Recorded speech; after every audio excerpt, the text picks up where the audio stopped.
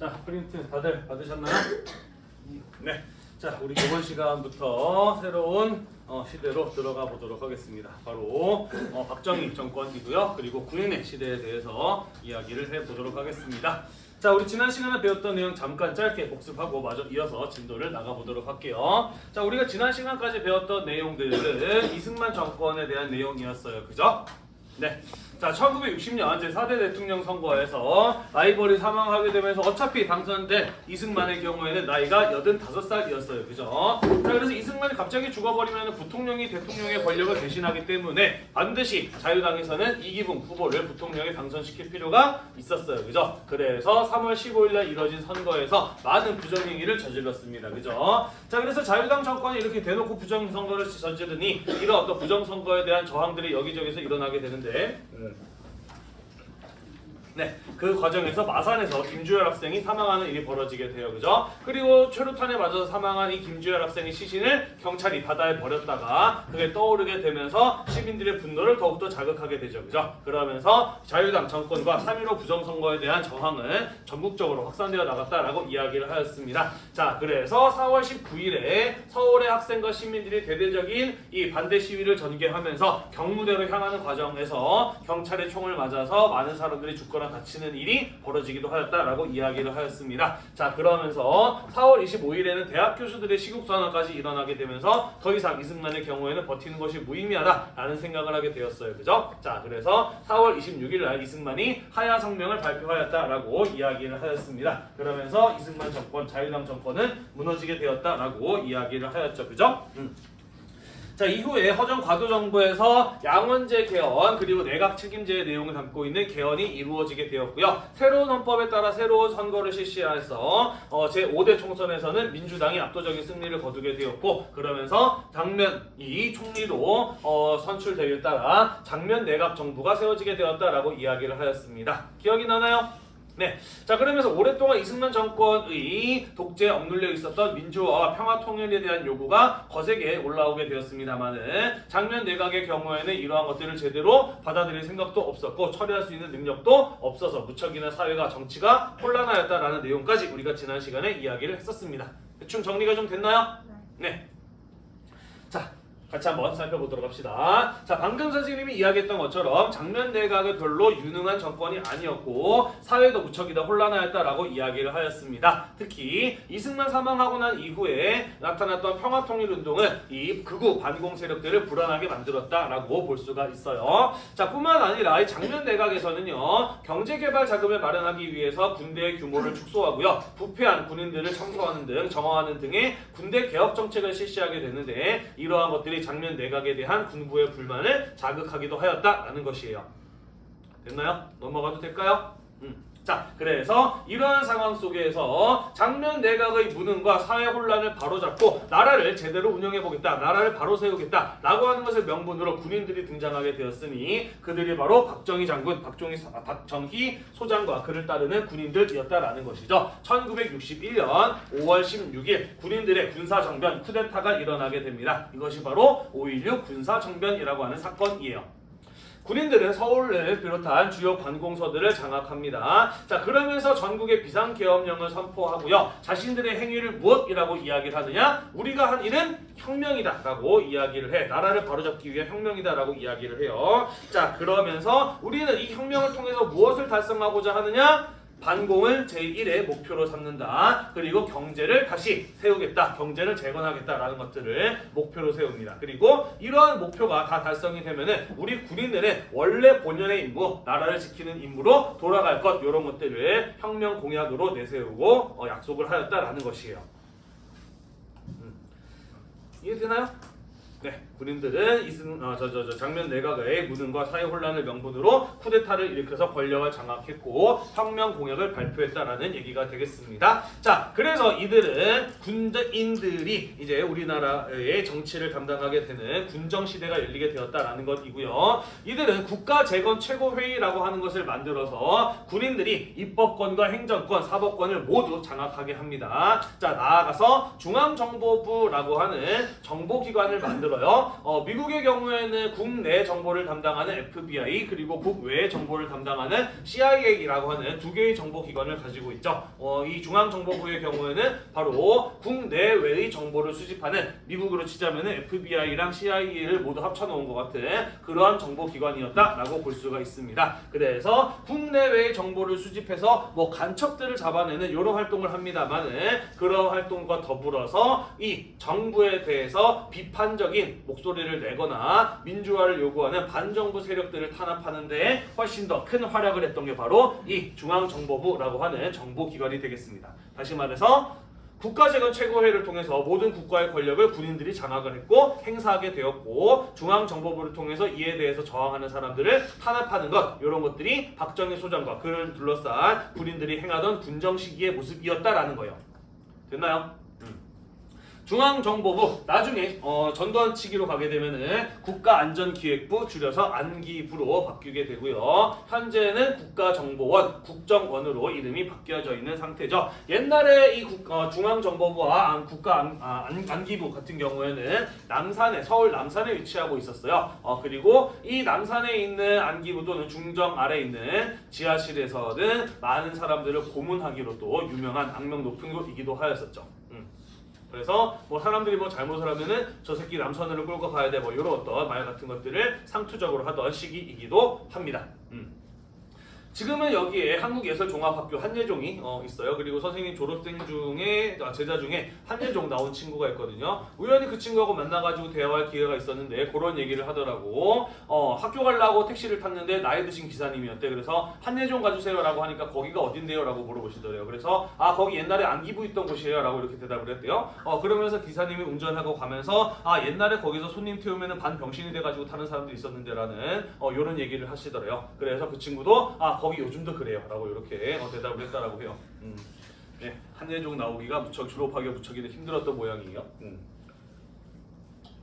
자, 그래서 이 군인들이 우리나라의 정치를 대신했던 군정 시기에는 어떤 일들이 벌어졌느냐. 자, 일단 모든 정치인들의 정치 활동을 금지시키고요. 언론을 압박하는 등의 방법 등을 통해서 이 군정에 대해서 5.16 군사정변에 대해서 반대하는 세력들을 탄압하였다라는 것이죠. 한편 이들이 권력을 잡은 과정은 쿠데타라고 하는 불법적인 방법을 통해서 장악한 것이었기 때문에 국민들의 반발이 우려가 되었어요. 그래서 국민들의 반발을 달래기 위해서 국민들을 조금 민심을 얻기 위한 그런 또 홍보성이 강한 정책 같은 것들을 시행을 하게 됩니다. 예를 들자면은요, 장면 내각에서는 3.15 부정선거 나아가서 이승만 정권에 붙어서 부정한 방법으로 돈을 벌었던 사람들에 대한 처벌, 부정축제자에 대한 처벌 이런 것들이 제대로 이루어지지 않았잖아요, 그죠? 네, 그러면서 부정축제자를 제대로 처벌하겠다 같은 것들을 내세웠고요. 또 당시에 농민들의 경우에는 빚이 굉장히 많아서 괴로웠다라고 해요. 그래서 농가 부채 탕감, 농민들의 빚을 없애주는 이러한 정책 같은 것들을 내세우기도 하였다라는 것이에요. 자, 하지만 부정축제자 처벌에서는 어떠한 방법을 쓰느냐? 공장을 만들고 주식을 벌금 대신에 나라에 납부하게 하였다라는 것이죠. 그래서 부정축제자들이 공장을 만들어서 오히려 자신의 어떤 산업을, 자신의 기업을 더 키울 수 있는 성장의 발판을 마련해주는 이런 어떤 결과를 가져오기도 하였다라고 하고요. 나아가서 농가부채 탕감 같은 경우에는요, 금융시장에 정부가 무리하게 개입을 하게 되면서 실패하기도 하였다라고 해요. 그러니까 사실은 별다른 효과를 거두지는 못했습니다만은 자신들의 행위를 정당화하고 국민들의 지지를 얻기 위해서 이런 어떤 인기 위주의 정책들을 이들이 시행하였다라고 보시면 되겠네요. 이해되나요? 네. 한편 이승만 정권 같은 경우에는요, 정치 깡패들을 동원해서 자신들의 목적을 달성하고자 하는 경우들이 종종 있었습니다. 뭐 이정재, 임화수 같은 이런 어떤 깡패들이 조직폭력배들이 당시에 활동을 하고 있었는데요. 이들을 이용을 해서 정부가 원하는 것을 외치게 하는 관제 데모, 나라에서 만든 데모 같은 것들을 하기도 하고요. 또 우리가 지난 시간에 배웠던 4.19 혁명의 계기가 된 사건이 뭐였냐면은 4월 18일에 고려대학교 학생들이 서울에서 시위를 하다가 학교로 돌아가는 과정에서 깡패들한테 습격을 받아서 거리에 이제 쓰러진 이런 사진들이 보도가 된 이런 사건들이 있었잖아요, 그죠? 이때 고려대학교 학생들을 습격했던 것도 바로 이런 이승만 정권과 연결이 되어 있었던 정치 깡패들이 벌인 짓들이었다라는 것이죠. 자, 그래서 이런 어떤 폭력배들을 처벌하겠다 같은 것들을 또 이 군정 시기에 내세웠다라는 거예요. 자, 그러면서 이 조직폭력배의 두목이었던 이정재 같은 이런 사람들을 이렇게 앞에다가 이름을 써놓고 뒤에다가 나는 깡패입니다. 국민의 심판을 받겠습니다. 같은 이런 글씨를 써서 서울 시내를 행진시키는 조리돌림 같은 것들을 하고요. 이후에 사형 판결을 내려서 죽이는 이런 모습을 보이기도 합니다. 자, 하지만 이 시기에 이루어졌던 깡패 소탕 같은 경우에는요, 정말 대표적인 인물들 몇 명만 죽인 거라고 보시면 돼요. 1980년대까지도 여전히 정치 깡패들이 일부 활동하는 모습을 볼 수 있었다라고도 합니다. 됐나요? 네, 넘어가도록 할게요.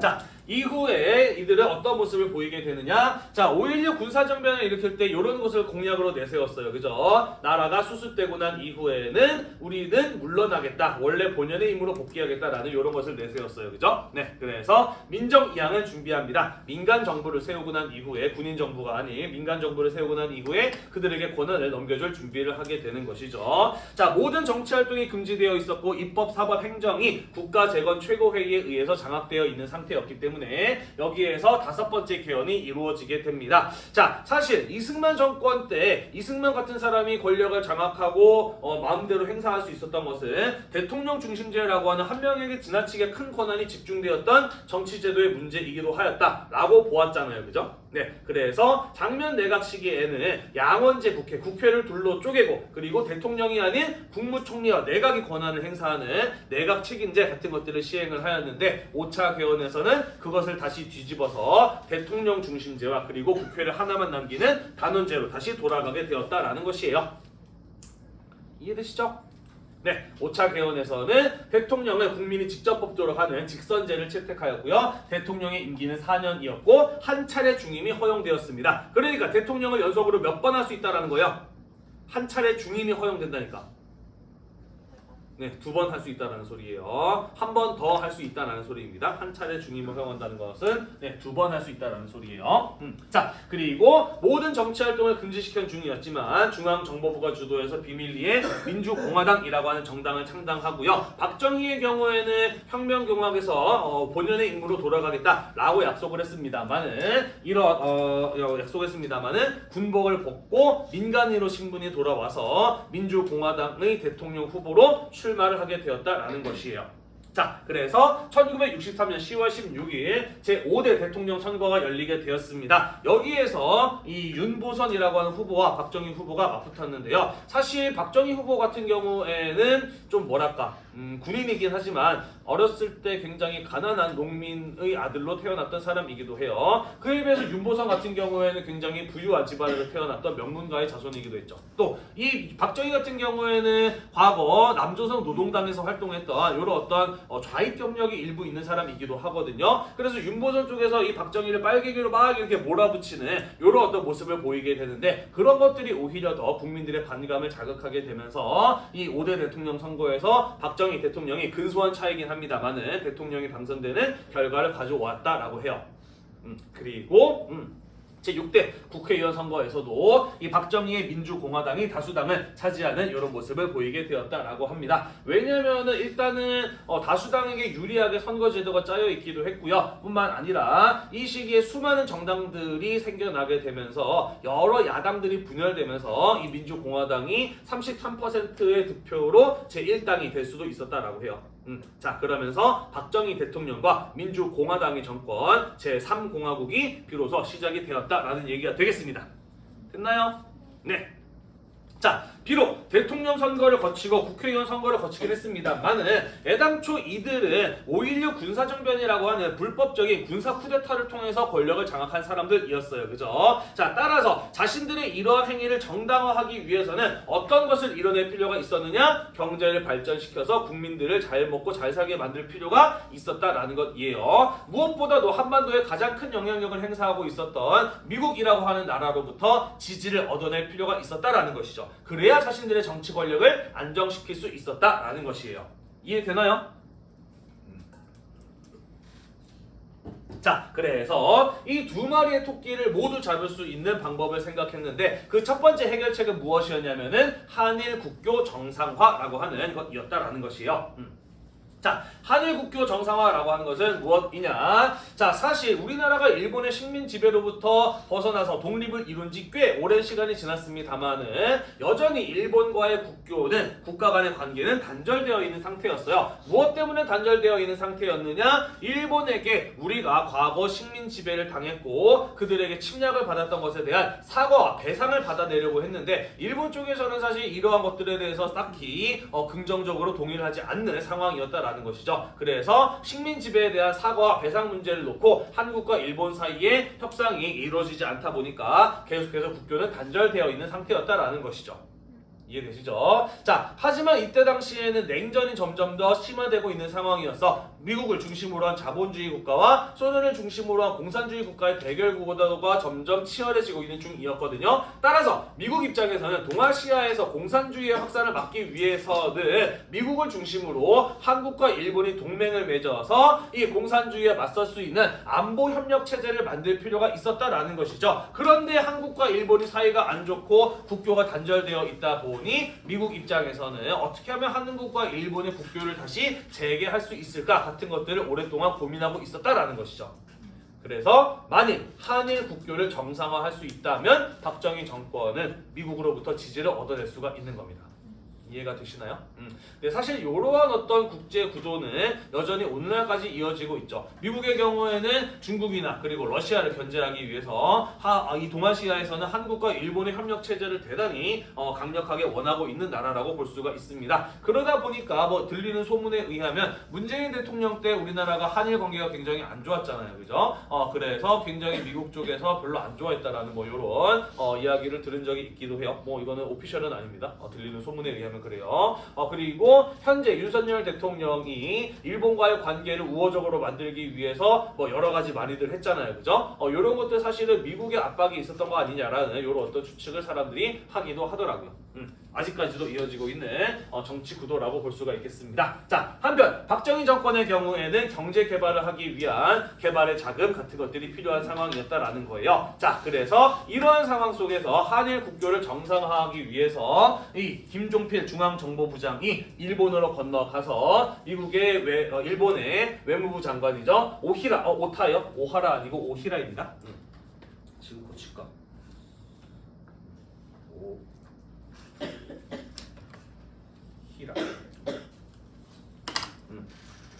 오히라와 비밀리에 회담을 갖습니다. 자, 원래 처음에는 일본에 대한 사죄와 배상을 조금이라도 받아내려고 했습니다만은 사실 일본 쪽에서는 별로 그렇게 급할 거 없어요, 그죠? 끝까지 거부합니다. 자, 그래서 경제발전 개발이 필요했던 이 경제개발 자금이 필요했던 박정희 정부 쪽에서는 결국 어떤 결정을 내리게 되느냐? 일본으로부터 사죄와 배상을 받아내는 대신에 경제협력 자금을 제공받기로 합의를 보았다라는 것이에요. 이해되나요? 네, 그래서 일본의 경우에는 일제 식민 지배에 대한 사죄와 배상 대신에 무상으로 아무런 대가 없이 3억 달러 그리고 나중에 갚아야 될 돈으로 2억 달러와 민간 차건 마찬가지로 나중에 갚아야 될 돈 1억 달러를 배상금이 아니라 독립 축하금의 명목으로 우리나라에게 제공을 하는데 합의하게 되었다라는 것이에요. 이해가 되시나요? 네, 국민들은 이러한 어떤 회담의 결과를 알게 되었을 때 좋아했을까 싫어했을까? 당연히 싫어했겠죠, 그죠? 일제강점기 동안 우리가 겪었던 우리 민족의 수모와 아픔을 고작 요 정도 돈에 사과도 없이 끝낼 수가 있느냐라고 하는 것이 일반적인 당시의 우리나라 국민 정서였다라는 것이죠. 자, 그래서 한일회담의 내용이 알려지게 되자 거센 반대 시위가 일어나게 됩니다. 특히 1964년 6월 3일 날 정점을 찍었다고 해서 이 한일회담에 대해서 반대했던 시위를 일컬어 6.3 시위라고 이야기를 해요. 턱없이 낮은 금액에 우리의 주권을 팔아먹은 굴욕적인 대일 외교다라고 매섭게 사람들의 시민들은 비판을 하였다라는 것이죠. 자, 그러면서 내가 이완용이다 내게 침을 뱉어라 같은 이런 피켓을 든 사람, 대일 굴욕을 결사 반대한다라는 이런 이제 플래카드를 든 사람, 이런 사람들의 모습들을 당시에 볼 수 있었다라는 것입니다. 자, 하지만 박정희 정부의 경우에는 미국의 지지와 경제 개발 자금이 필요했어요, 그죠? 그래서 계엄령을 선포해서 이러한 시위들을 탄압을 하고요. 결국 65년 6월 이 오히라 회담의 내용 그대로 한일 협정을 체결하게 됩니다. 자, 그러면서 해방 이후에 단절되어 있었던 한국과 일본 일본의 국가의 관계가 정상화될 수 있었고요. 미국을 중심으로 한 한국과 일본, 미국의 안보동맹, 반공안보동맹이 만들어질 수 있었다라는 것입니다. 그리고 이때 일본으로부터 제공받았던 경제협력 자금은 1960년대 우리나라의 경제 개발을 하는데 큰 도움이 되었던 것 역시 분명한 사실이기는 하다라는 것이죠. 하지만 그 대가로 과거 식민 지배에 대한 사과와 배상 문제를 넘어갔기 때문에 이후에 우리나라는 일본에 대해서 이러한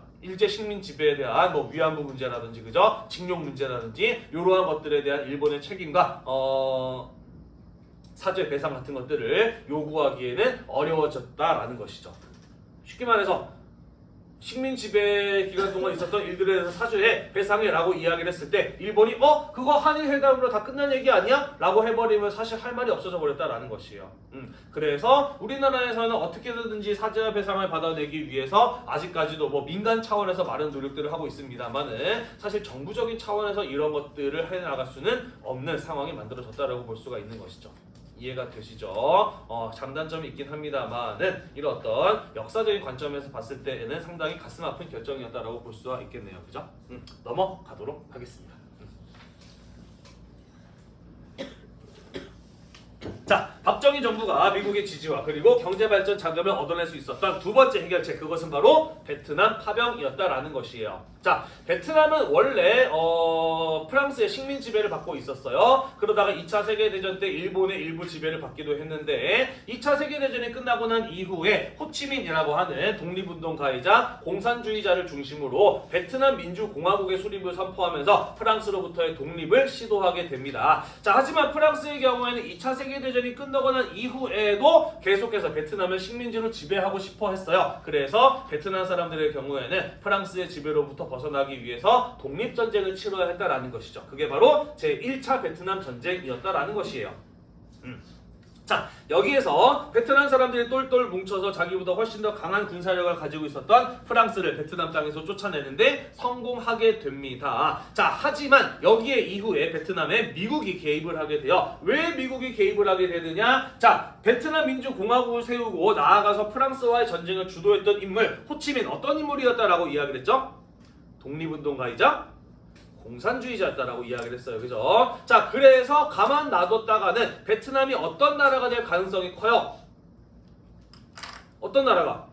공산주의 국가가 될 가능성이 커요. 그죠? 그렇게 된다면 이 베트남을 중심으로 동남아시아 지역에 공산주의가 확산될 것이 이 미국 입장에서는 우려가 되었던 것이죠. 자, 그래서 미국이 이 베트남 상황에 개입을 해서 총선거를 통한 통일정부를 세우기로 약속을 했었는데 이것을 일방적으로 거부합니다. 그러면서 남베트남 지역에다가 미국과 가까운 정권인 친미 정권인 베트남 공화국 정부를 세우는 이런 모습을 보이게 돼요. 자, 그러면서 베트남의 경우에는 북쪽의 베트남 민주공화국과 남쪽의 베트남 공화국으로 둘로 분열이 되는, 우리나라와 마찬가지로 남북으로 분단이 되는 이러한 결과가 나타나게 되었다라는 것이에요. 이해되시나요? 네, 자, 그래서 베트남 사람들 입장에서는 미국을 몰아내고 통일된 베트남 정부를 세우기 위해서는 다시 한번 미국이랑 싸워야만 하는 상황이 만들어지게 되었다라는 것이죠. 자, 그래서 베트남 민주공화국과 남베트남 민족해방전선, 베트콩이라고도 불러요. 이들과 친미 정권인 베트남 공화국 그리고 미국 사이에 전쟁이 벌어지게 되었으니 이게 바로 제2차 베트남 전쟁이었다라는 것이에요. 6.25 전쟁에 이은 냉전 중에 벌어졌던 두 번째 국제전이고요. 우리나라랑 마찬가지로 6.25랑 마찬가지로 같은 베트남 민족끼리 싸웠던 내전의 성격을 가지고 있고요. 각각 소련과 미국을 대신했던 대리전의 성격을 가지고 있는 것 역시 바로 이 2차 베트남 전쟁이었다라고 볼 수가 있습니다. 이해되시죠? 네, 전쟁을 홀로 수행하기 부담되었던 미국의 경우에는 한국 정부에다가 군대를 보내줄 것을 요청하게 되었다라는 것이에요. 자, 그래서 베트남에다가 이 박정희 정부가 군대를 파견하게 됩니다. 네, 베트남 전쟁의 상황이에요. 베트남 민주공화국, 베트남과 그리고 베트남 공화국으로 나눠진 이 상황은 지금 보고 있는 것이고, 이 북위 17도선을 경계로 남북의 분단이 이루어졌고 이후에 이들 사이에 전쟁이 벌어지게 된 게 제2차 베트남 전쟁이었다라는 얘기가 되겠습니다. 넘어갈게요. 자, 우리나라에서 국군을 파견해주는 대가로 미국에서는 경제개발에 필요한 기술과 차관, 돈을 빌려주는 것을 약속하게 됩니다. 자, 그러면서 2차 베트남 전쟁 기간 동안에 박정희 정부는 무엇을 얻을 수 있었느냐? 미국에서 제공했던 기술과 차관뿐만 아니라 베트남 전쟁에 참전했던 군인들의 월급 누가 줬느냐? 미국이 줬어요. 뭘로 줬을까? 원으로 줬을까? 달러로 줬을까? 미국이 줬으니까? 베트남 전쟁에 참전한 군인들의 월급 뭘로 줬을까? 달러로 줬다라는 거예요. 자, 뿐만 아니라 베트남은 미국과 태평양을 건너가야 돼요. 굉장히 멀리 떨어져 있습니다. 그러다 보니까 전쟁에 필요한 물자 같은 것들 미국이 직접 베트남까지 실어다 나르는 것은 굉장히 큰 부담이 아닐 수 없었다라는 것이죠. 자, 그래서 전쟁에 필요한 물자 같은 것들을 우리나라에서 많이 사다가 썼어요. 그러면서 군수 물자 같은 것들의 수출을 통해서 또 많은 달러를 벌어들일 수 있었다라는 것이죠. 뿐만 아니라 미국이 작전에 필요했던 뭐 다리를 만든다든지 항구를 건설한다든지 같은 이런 것들에도 우리나라 기업들이 많이 참여를 하게 되거든요. 그러면서 이 베트남 전쟁 기간 동안에 박정희 정부는 어마어마한 달러 수입, 외화 수입을 벌어들일 수 있었다라는 것입니다. 그러면서 이 시기에 해마다 12%씩 경제가 성장하는 것 같은 대단히 빠른 속도의 경제 성장을 우리나라는 경험을 하게 되었다라는 것이에요. 이해되시죠? 네, 그렇게 잘 살게 되다 보니 국민들이 박정희 정권에 대한 지지도도 높아지게 되었고 미국도 박정희 정권을 적극적으로 지지해주는 이런 모습을 볼 수가 있었다라는 것입니다. 다만 이러한 경제 성장은 베트남 전쟁에 참전해서 목숨을 잃은 국군 장병의 희생 위에서 이루어질 수 있었던 경제 성장이었다라는 것이죠. 전쟁 기간 동안에 우리나라 군인들 한 5,000명 정도가 사망하였다라고 이야기를 하고요. 또한 고엽제 등으로 인해서 아직까지도 후유증을 앓고 있는 분들도 계시기도 해요. 고엽제 들어봤나요? 네, 뭐냐면은요. 베트남의 경우에는 굉장히 덥고 습한 지역이죠. 그러다 보니까 숲이, 정글이 빽빽하게 우거진 이런 어떤 지형을 가지고 있어요. 자, 그래서 이렇게 숲이 많다 보니까 미국이 탱크나 장갑차 같은 것들을 끌고 다니기가 어려웠어요. 그리고 그런 것들을 이용을 해서 이 북베트남 군대 같은 경우에는 숲속에 숨어 있다가 미군이 지나가면 기습 공격 같은 것들을 하면서 큰 피해를 입히기도 하였어요. 그래서 뭘 뿌렸느냐? 고엽제라는 약을 뿌렸습니다. 고엽제가 뭐냐면요, 나무가 풀이 말라 죽게 만드는 약이 바로 고엽제라고 하는 것이에요. 자, 그래서 미군의 작전을 수월하게 만들려고 의도가 있었는데 문제는 이 고엽제 같은 것들이 사람 몸에 닿게 되었을 때 엄청난 후유증 같은 것들을 불러일으킨다라는 것이죠. 신경계통의 질환을 유발하기도 하고요. 이런 식으로 팔다리가 없는 애가 태어나는 장애 같은 것들을 유발하기도 하는 굉장히 독한 약이 바로 이 고엽제였다라는 것이죠. 그래서 이로부터 많은 베트남 국민들이 피해를 입기도 하였고 이 전쟁에 참전하였던 한국 군인들도 아직까지도 후유증으로 앓고 있는 사람들이 있다라는 것이에요. 자, 한편 전쟁 기간 동안에 많은 민간인들이 사망한다라고 이야기를 했잖아요. 그죠? 베트남 전쟁 기간 중에도 많은 민간인들이 학살을 당했는데 우리나라 군대의 경우에도 베트남에 가서 이런 어떤 민간인 학살 같은 것에 동참하는 모습을 보이기도 하였습니다. 왜 그랬냐면요, 사실 뭐 이런 일이 있었다라고 해요. 이런 거지. 베트남 군들이 게릴라 작전 같은 것들을 펼 때 주민들의 협력을 얻거나 혹은 민간인으로 위장을 해서 국군이나 우리나라 군대나 아니면 미군들을 괴롭히는 경우들이 많았다라고 해요. 군인들이 마을에 들어왔어. 근데 마을에 들어왔을 때 웬 애들이 뛰어나가지고 와, 외국인이나 이거 받으세요라고 하면 손에 뭔가 쥐어주는 거야. 이게 뭐지 하고서는 딱 열어봤더니 그 안에 폭탄이 들어있는 거예요. 그래서 빵 터져서 사람들이 죽거나 이런 일이 벌어지기도 하였고, 우리나라 군인들이 지나가는데 옆에 논밭에 보니까 굉장히 나이 드신 할아버지가 힘들게 농사를 짓고 있어요. 아이고, 우리 부모님 생각나네 하고 지나가는데 한국 군대가 지나가고 나니까 그 할아버지가 숙련학교 기관총을 꺼내가지고 국군을 향해서 두두두두 총을 발사하는 이런 어떤 일이 벌어지기도 하였다라고 해요. 그러다 보니까 군인들 같은 경우에는 민간인이라고 할지라도 얘네들이 조금이라도 의심이 되면 무조건 죽여야 됐던 것이죠. 그러면서 미군과 한국군에 의해서 이 민간인에 대한 집단적인 학살 같은 것들이 종종 이루어지기도 하였다라고 해요. 그래서 아직까지도 베트남에 가면은 이 한국군이 자행하였던 민간인 학살에 대한 그런 어떤 기록 같은 것들이 마을 곳곳에 세워져 있는 이런 모습들을 볼 수 있다라고 합니다.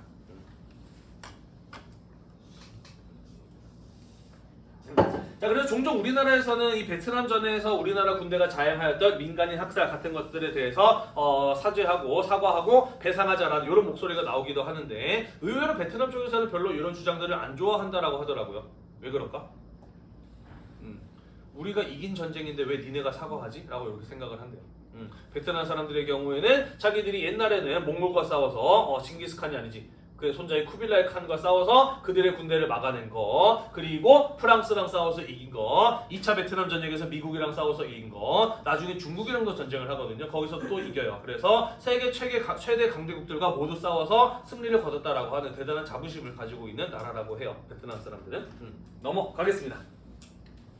자, 그래서 한일 국교 정상화, 베트남 파병 같은 것들을 통해서 빠른 경제 성장을 이루어냈기 때문에 국민들에게 높은 지지를 얻을 수가 있었고요. 그래서 제6대 대통령 선거가 실시되었을 때 박정희 대통령은 다시 한번 대통령에 당선이 될 수가 있었다라는 것이 되겠습니다. 자, 한편 제7대 국회의원 선거가 열렸을 때에는 이 박정희 대통령의 정당인 민주공화당이 압도적인 승리를 거두게 되는데 사실 이 선거의 양상을 보면은 조금 의심스러운 구석이 많습니다. 부정선거였음이 잘 드러나는데요. 뭐냐면요, 이런 거예요. 야당의 신민당의 윤보선 후보가 40%의 득표를 했어. 박정희 대통령은 51.4%의 지지율을 얻었어. 그러면 국회의원 선거도 이거랑 얼추 비슷하게 나와야 되는 거 아닌가?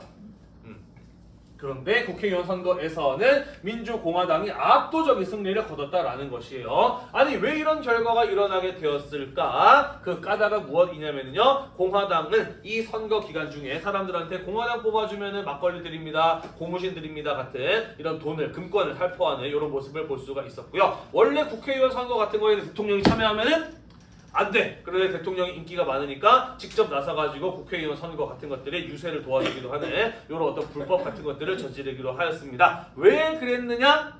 5차 개헌 때 대통령 몇 번 할 수 있다라고 규정을 했어요. 2번 할 수 있다라고 했잖아, 그지? 그래서 이미 박정희가 2번째로 대통령이 당선된 상황이었기 때문에 한 번 더 대통령이 당선되기 위해서는 무엇할 필요가 있었다?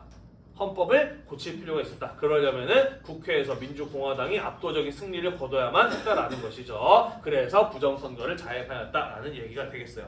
됐나요? 네.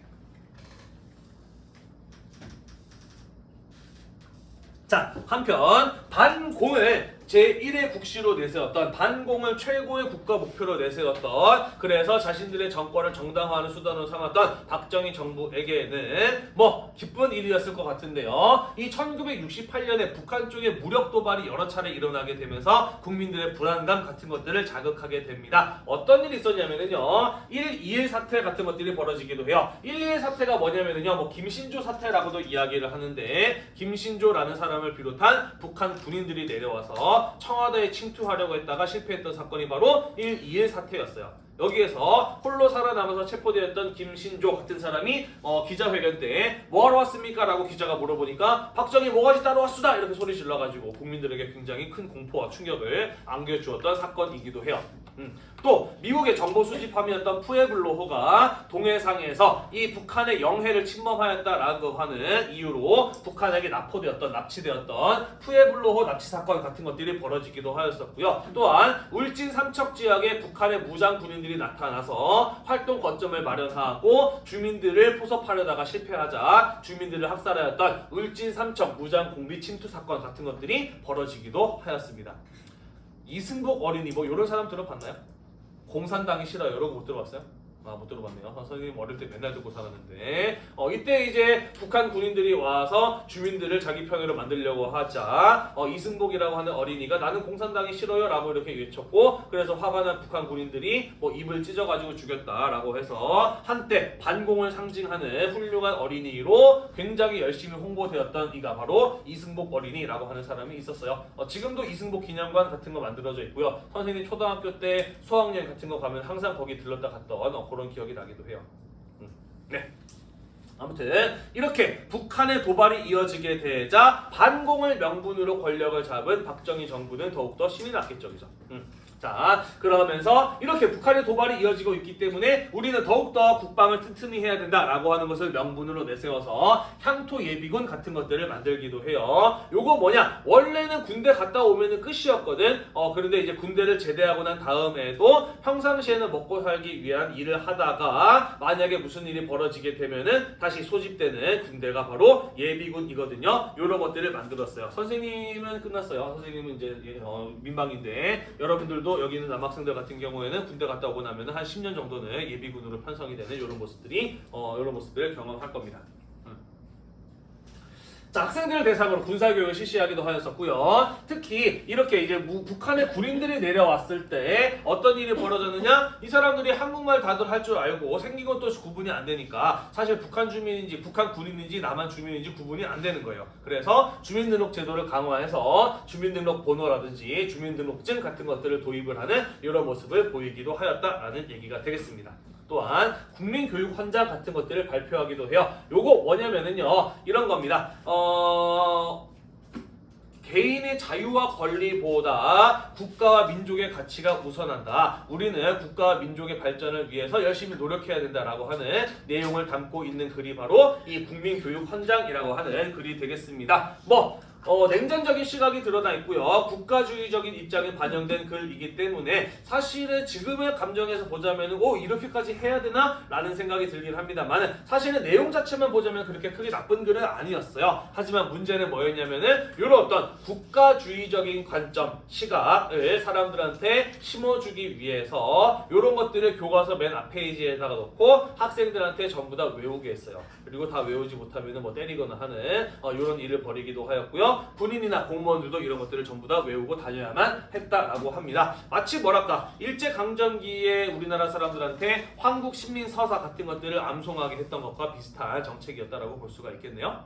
그래서 선생님보다 나이가 좀 더 많으신 분들 같은 경우에는 국민교육헌장 기억하세요? 라고 물어보면은 그 첫 줄 정도 우리는 민족 중흥의 역사적 사명을 띠고 이 땅에 태어났다 정도는 거의 대부분들을 기억하고 계십니다.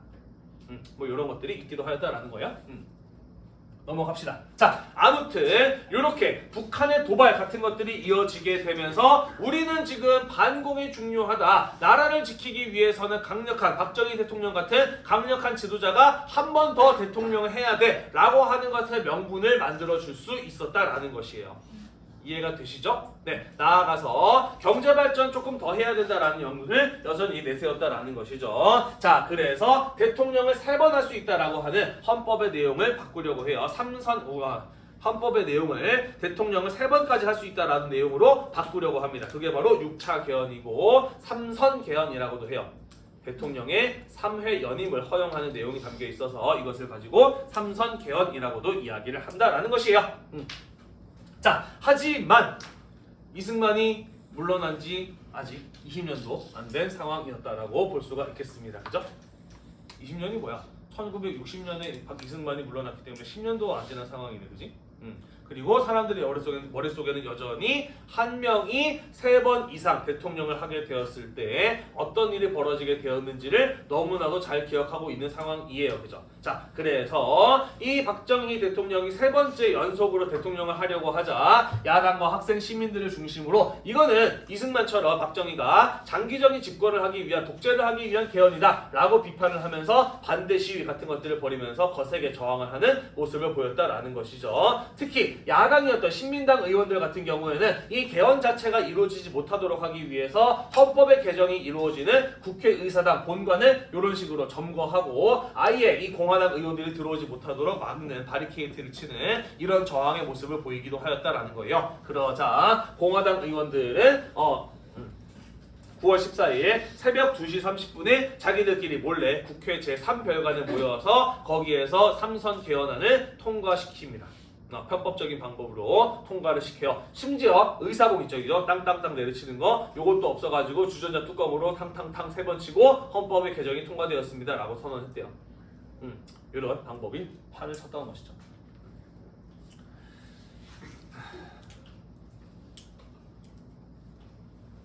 자, 그래서 3선 개헌이 이루어지게 되면서 박정희 대통령은 3번째 대통령에 출마를 하였고 다시 한번 당선이 될 수 있었다라는 겁니다. 한 번만 더, 딱 한 번만 더 하겠다라고 하는 것을 내세워서 근소한 격차이지만 3번째 대통령에 당선이 되었다라는 것이에요. 자, 이때 당시에 박정희 대통령과 맞붙었던 상대 후보는 바로 우리에게도 잘 알려져 있는 김대중 후보였습니다. 들어는 봤나요? 네, 여러분들이 태어났을 때 이미 돌아가시지 않았나?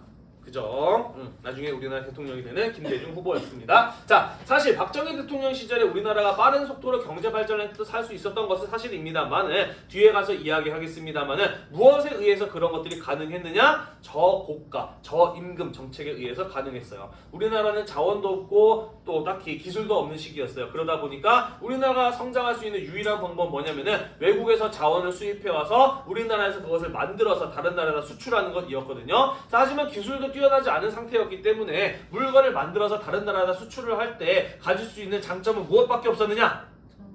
그렇죠. 물건의 값을 싸게 파는 거예요. 그죠? 물건의 값을 싸게 팔려면은 생산 비용을 줄여야지. 그러려면은 낮은 임금을 만들 필요가 있었던 것이죠. 그죠? 자, 그래서 노동자들에게 오랫동안 낮은 임금을 강요하는 저임금 정책 같은 것들을 유지해 오게 돼요. 그러면서 우리나라의 경제는 발전하게 되지만 반대로 빈부격차는 심해지게 되는 것이죠. 그죠? 일부 재벌들, 기업들만 돈을 버는 이런 모습들이 나오게 되는 겁니다. 자, 그러면서 김대중 후보 같은 경우에는 이런 빈부격차를 해결하겠다, 재벌에게 집중되어 있는 경제를 시정하겠다, 고치겠다라는 것들을 명분을 공약으로 내세웠어요. 그러면서 굉장히 젊은 나이임에도 불구하고 이 대통령 선거에서 돌풍을 일으켰던 후보가 바로 이 김대중이라는 사람이었다라는 것이죠. 이해되시죠?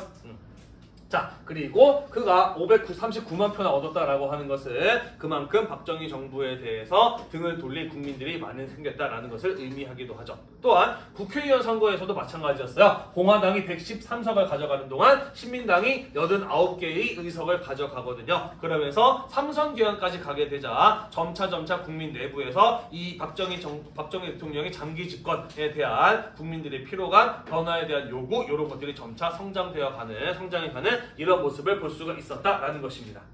이해되나요? 네, 이렇게 위기를 맞이했던 박정희 정부가 계속해서 권력을 장악하기 위해서 또 몇 번의 새로운 헌법의 개정과 또 한 번의 헌법의 개정과 몇 가지 새로운 시도 같은 것들을 하게 되는데 그 내용은 우리가 다음 시간에 마저 이어서 살펴보도록 하겠습니다. 수고하셨고요. 이 수업 영상이 여러분들의 공부에 도움이 되셨다면 구독과 좋아요 잊지 말고 눌러주세요. 다음 시간에 봅시다.